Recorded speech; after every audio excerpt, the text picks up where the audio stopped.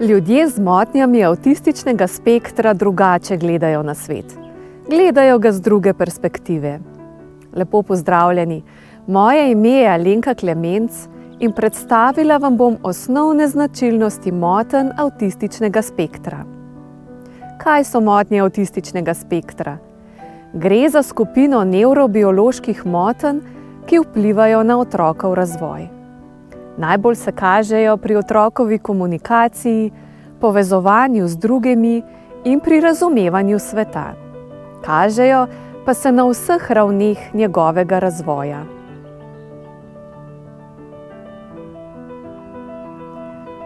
Ti otroci imajo določene skupne značilnosti, po drugi strani pa so med sabo zelo različni. Pri nekaterih otrocih so znaki zelo izraziti in jih hitro opazimo. Pri drugih pa so prisotni v blažjih oblikah. Zato govorimo o spektru avtističnih motenj. Znotraj teh motenj jih še dodatno razdelimo na klasični avtizem, atipični avtizem, visokofunkcionalni avtizem, Aspergerjev sindrom in neopredeljeno pervazivno razvojno motnjo.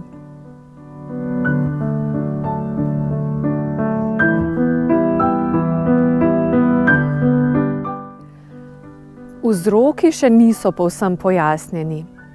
Otrok se s to motnjo rodi in ta motnja traja vse življenje. Zaenkrat velja, da jo povzroči kombinacija genetskih dejavnikov in dejavnikov okolja. Bistveno je, da ti dejavniki pri otroku povzročijo spremembe v razvoju njegovih možganov. Treba je vedeti, da motnje ne povzroči vzgoja ali socialne okoliščine. Tudi ni krivda osebe, ki to motnjo ima, ali krivda njegovih staršev. Pojavlja se v vseh kulturnih, verskih in socialnih okoljih. Pojavnost motenj v populaciji vztrajno narašča, a še ni povsem pojasnjeno zakaj. Izboljšanje stanja pa lahko dosežemo z zgodnjo obravnavo. Pri tem so vključeni specialni pedagogi, psihologi, pediatri, učitelji in vzgojitelji.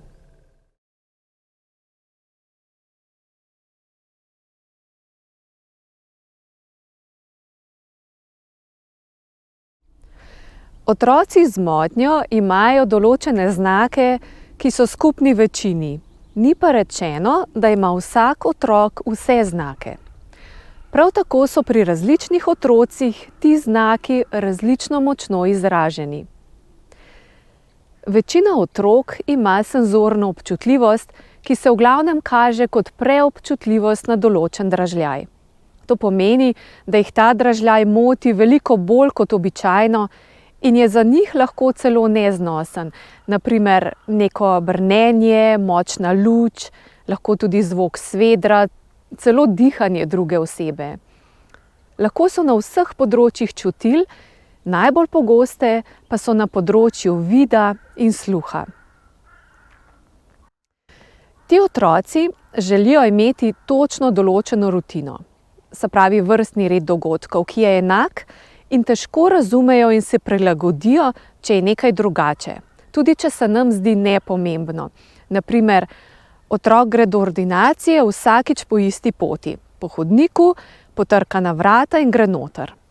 Enkrat se je pa zgodilo, da je asistentka odprla vrata, še preden je otrok potrkal. In namesto, da bi ta otrok vstopil, je šel nazaj domov in ponovil vso pot od začetka.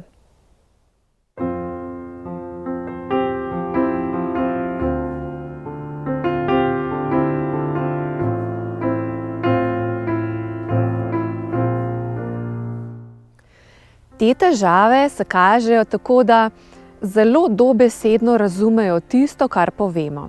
Recimo, če mama reče, če boš hodil tako počasi, še 1 leto ne bova prišla do ordinacije, On misli, da je to mišljeno čisto dobesedno.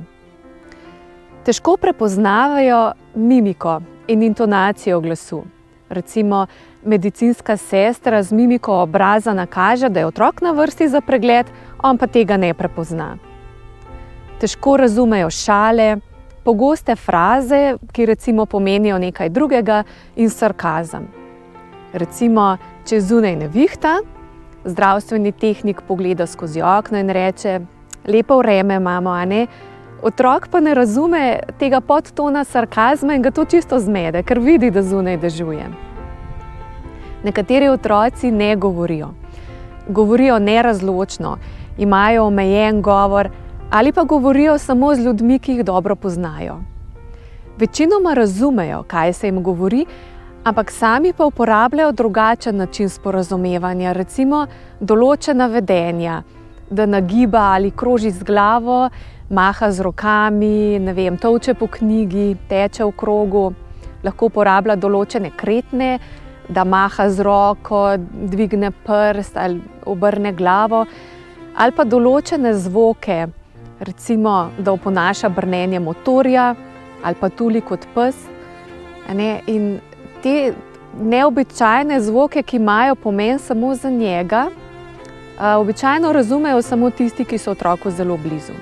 Zdi se, da se obnaša čudno, neprimerno, ampak za njega to obnašanje ima pomen. Tega ni treba, da se ustrašimo, čeprav tako zgleda, ker starši običajno vedo, kaj to pomeni in nam potem pri sporazumevanju lahko pomagajo.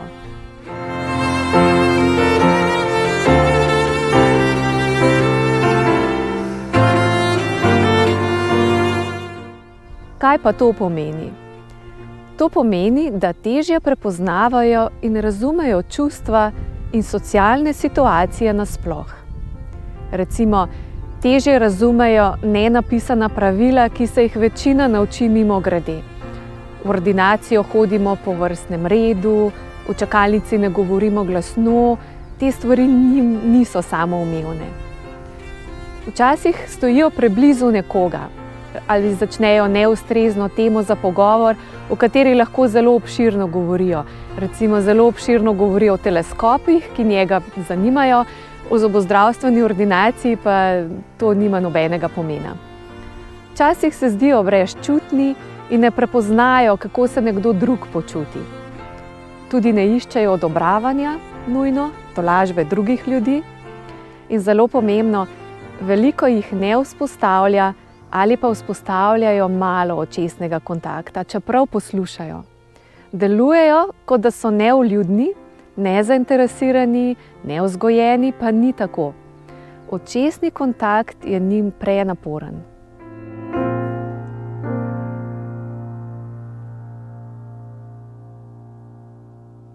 Fleksibilnost mišljenja pomeni, da razumemo vedenje drugih in ga predvidimo.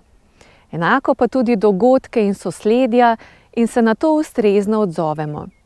Otroci z motnjami pa imajo težave pri razumevanju misli, občutkov in dejanj drugih. Recimo, ne prepozna, da je zobozdravnik v časovni stiski in ne predvidi, da bo pregled tisti dan mogoče zato krajši. Težje predvideva, kaj se bo ali bi se lahko zgodilo. Recimo, če v čakalnico pride drug otrok z nekim nujnim stanjem in otrok ne predvidi, da bo sprejet pred njim, čeprav ni na vrsti. In to ga lahko zelo vznemiri in zmede. In omejeno razume koncept nevarnosti. Recimo, če doma rad niha z glavo, ne prepozna, da je to pri zobozdravniku lahko nevarno in da tega ne sme početi. Vztraja pri stalno istih dejanjih in pričakuje, da bo pregled pri zobozdravniku potekal točno tako kot prejšnjič, čeprav gre mogoče za drugačno težavo. Težave imajo pa tudi pri soočanju z novo in neznano situacijo, posebej, ko je pri zobozdravniku prvič. Za konec bi omenila še posebne interese. Mnogo otrok z motnjo razvije poseben interes. To pomeni, da ima nek predmet ali področje, s katerim se skoraj neprestano ukvarja in o tem pogovarja. Ta posebni interes je lahko karkoli, Baterije, računalniki, teleskopi, dinozavri, orodje. Pogosto so povezani z naravoslovjem in logičnostjo, kar otroku pomenijo predvidljivost in red, zmanjšujejo pa tudi njegovo tesnobo. Recimo, nek otrok se ves čas igra z baterijami, jih zlaga v vrsto in se v njih pogovarja. Tudi ko gre k zobozdravniku, jih vzame s sabo, jih kaže in v njih razlaga. To je nekaj najpogostejših znakov.